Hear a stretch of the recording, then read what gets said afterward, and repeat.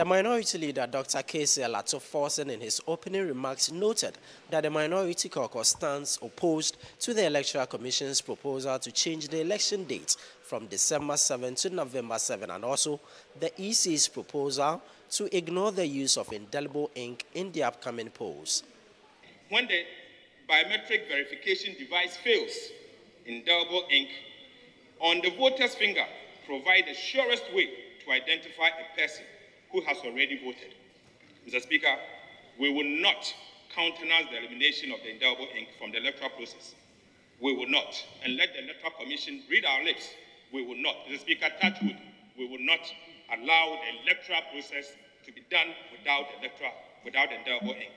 Right, Honorable Speaker, again, the general elections on the horizon.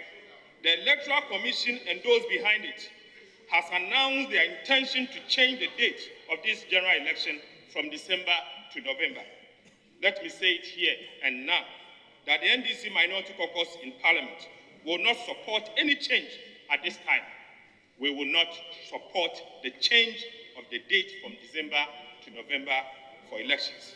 In the course of the MPP elections, the indelible ink was applied. What, however, I saw was that the ink that was applied was not fast enough. You could easily rub it. So we are appealing to the Electoral Commission to reintroduce it and also ensure that the ink that they apply is very fast and cannot be easily erased. So, Mr. Speaker, I agree with my colleague. I had already raised this matter much earlier. So I should welcome him. I should welcome you to the club. It is not for nothing that the Constitution provides that the holding of the presidential elections could happen not earlier than 3 months before the expiry of the date of the president's term, which means that the holding of the presidential elections could take place from October 7th up to the last day being December 7th, because it's not later than 1 month before the expiry of the term of the president. So for the president, the last day is December 7th. For Parliament, the earliest date is December 7th, because the Constitution provides that it cannot be held earlier than 1 month before the expiry of the term of Parliament. So the only date of congruence is December 7th. That is why the elections hold on December 7th.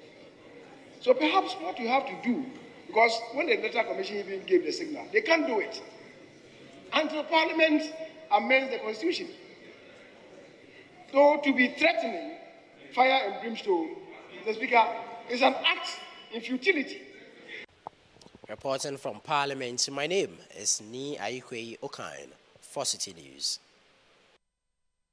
Let's move away from Parliament, and the Ghana Journalists Association, that's the GJA, has declared a nationwide media blackout on Member of Parliament for Yendi Farouk Mahama following an assault on Citi FM and Citi TV's journalist Mohammed Alabira during the January 29 MPP parliamentary primaries chaos in Yendi. The association urged the police to expedite investigations during a news conference here in Accra. Citi News' Fauzu Masawudi has the rest of the story. A surge in attacks on journalists, particularly during election periods, highlights concerns about gaps in legislation on press freedom and its enforcement. This trend significantly contributes to Ghana's decline on the Press Freedom Index. Data from the GJA shows at least 10 journalists assaulted in the last quarter.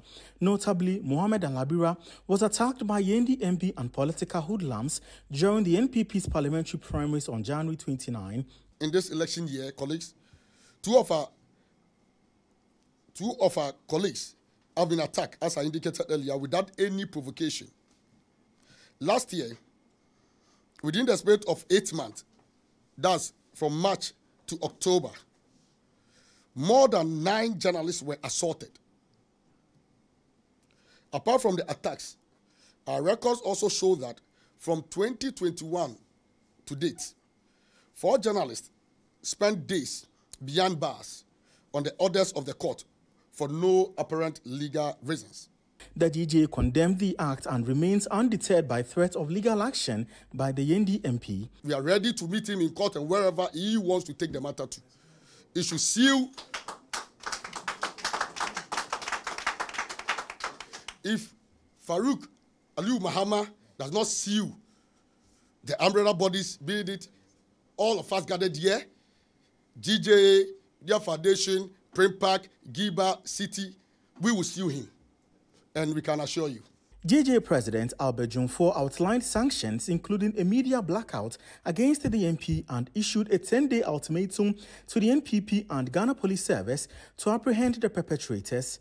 All media houses must blacklist and offer Farouk Mahama no media coverage, interview, etc. As the MP for Yendi and any other state position, he owes until further notice. We want you to know that apart from him being insensitive to the work of journalists, as demonstrated during the parliamentary primaries, there are vigilantes around him who may harm you. So just steer clear or stay away from him and his tax. We are giving the MPP, regional and national, and the Dampare-led Ghana Police Service 10 days. 10 days ultimatum, each to hear from them. They should arrest the perpetrators. If they fail, we shall advise ourselves accordingly. The association is yet to review similar sanctions on the MP for Ewutu Senya East, Hawakungsen, pending further engagement.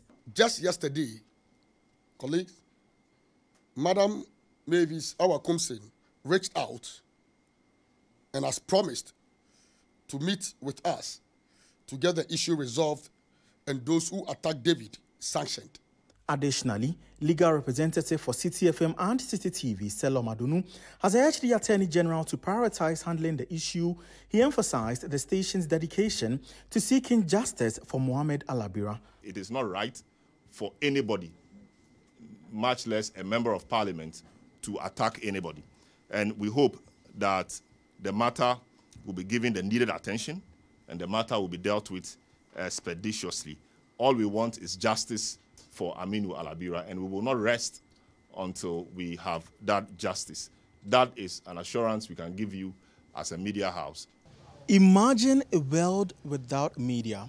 To say it will be a state of fear will be a huge understatement. The media matters, and when it's threatened, it doesn't bode well for democracy. For the Ghana Journalists Association, protecting the rights of journalists is non-negotiable. For Citi News, Fauzu Masaudu, Accra.